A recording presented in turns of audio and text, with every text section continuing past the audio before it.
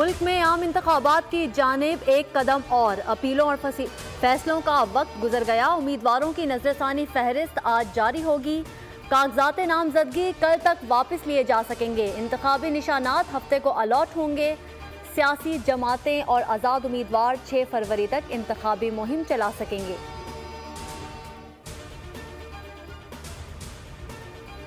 P T I کو بلے کا نشان دینا ہے یا پھر معاملات سپریم کورٹ لے جانا ہے؟ الیکشن کمیشن کا اہم اجلاس آج متوقع۔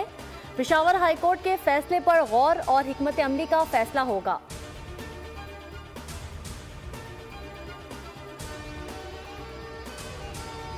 سیاسی پہلوان انتخابی اکھاڑے میں اترنے کے لیے تیار۔ نون لیگ نے امیدواروں کا اعلان کر دیا۔ ٹکٹ حاصل کرنے والوں میں کئی بڑے نام شامل۔ خواجہ Asif NA71، Ahsan Iqbal NA76، Khurram Dastgir NA78 سے امیدوار، حنیف عباسی NA56، سائرہ افضل NA67 سے میدان میں اتریں گے۔ دانیال ٹکٹ سے محروم، آزاد حیثیت میں الیکشن لڑنے کا اعلان۔ بولے مہنگائی سے متعلق بات کرنے پر مجھے نظر انداز کیا گیا۔ MQM پاکستان نے کراچی کے لیے امیدوار فائنل کر لیے۔ NA248 پر خالد مقبول میدان میں اتریں گے۔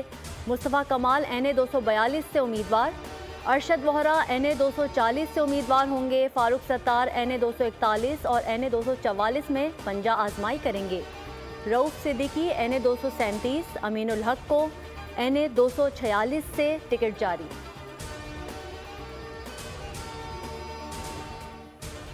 عام انتخابات قریب آتے ہی سیاسی میدان گرم ہونے لگا۔ مسلم لیگ نواز پنجاب کی مختلف نشستوں پر سیٹ ایڈجسٹمنٹ میں آگے بڑھنے لگی۔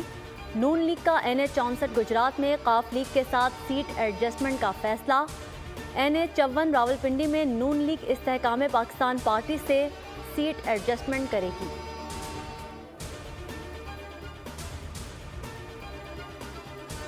پاکستان کے لیے دوسرے قسط کا اجرا۔ IMF ایگزیکٹو بورڈ کا اجلاس آج واشنگٹن میں ہوگا۔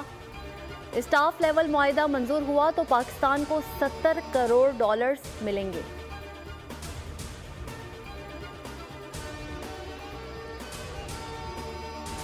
کراچی کے علاقے منگو پیر سلطان آباد میں فائرنگ، ایک شخص ہلاک۔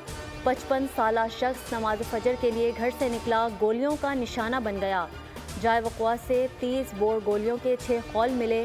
پولیس نے واقعہ ذاتی دشمنی قرار دے دیا۔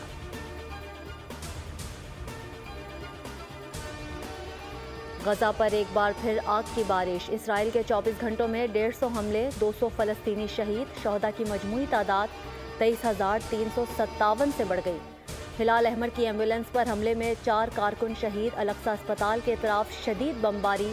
مغربی کنارے میں فائرنگ سے 12 افراد زخمی۔ حماس نے مزید 22 اسرائیلی فوجی ٹھکانے لگا دیے۔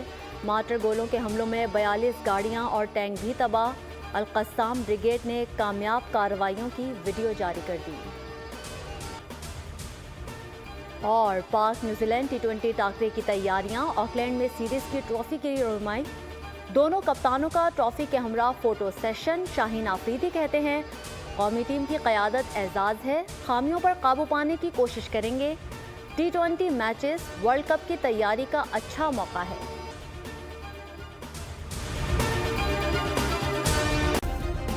سبسکرائب کریں اور بیل دبائیں تاکہ کوئی خبر رہ نہ جائے۔